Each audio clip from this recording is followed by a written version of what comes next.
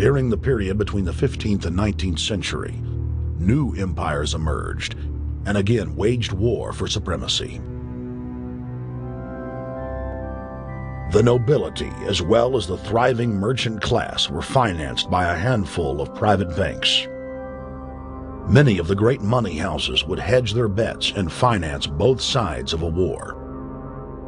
Sophisticated intelligence-gathering networks gave the financiers a clear edge over the governments they were slowly gaining control of. On the 18th of June, 1815, agents of the British arm of the Rothschild family looked on as Emperor Napoleon Bonaparte fought desperately to save his army from the jaws of a British-Prussian pincer attack. A Rothschild agent was able to get the news of Napoleon's defeat at the hands of Lord Wellington to Nathan Rothschild, a full 20 hours before the news reached London. Nathan, the head of the British arm of the Rothschild family, put out the rumor to the London Stock Exchange that Napoleon had won the war. Stocks plunged by 98%, and Rothschild was then able to buy up the entire British economy for pennies on the pound. When the news of Napoleon's defeat finally arrived, stocks soared. Britain was now the undisputed ruler of Europe, and Rothschild ruled England.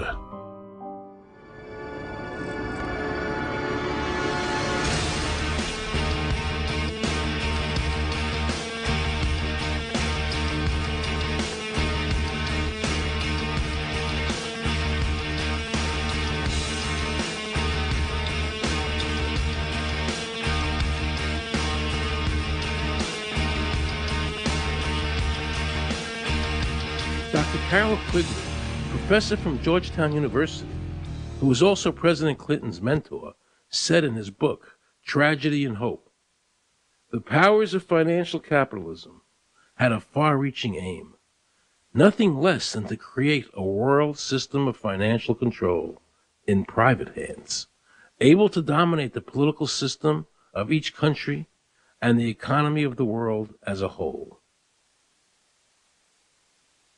And then President Clinton's Deputy Secretary of State, Strobe Talbot, said, "In the next century, nations as we know it will be obsolete.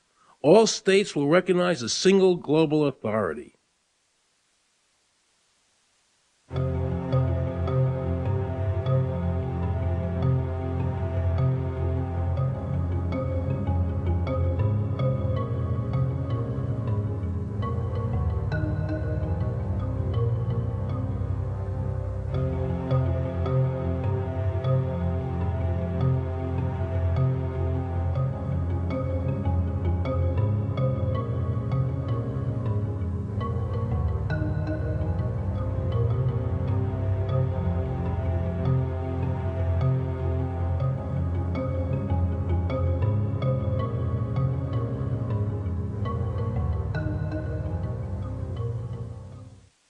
Now pay close attention to this quote by David Rockefeller, and you'll understand what is happening in the world today and where the American people are heading as a nation.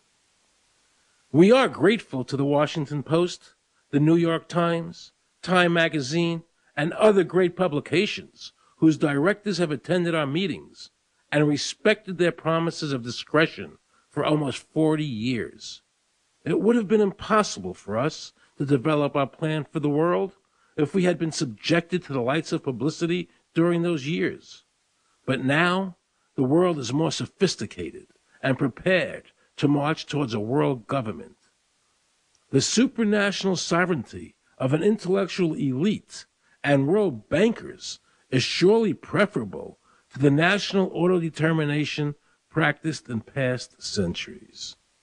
David Rockefeller, a member of the Council on Foreign Relations, actually believes that we would be better off if he and his bank of friends ran the world.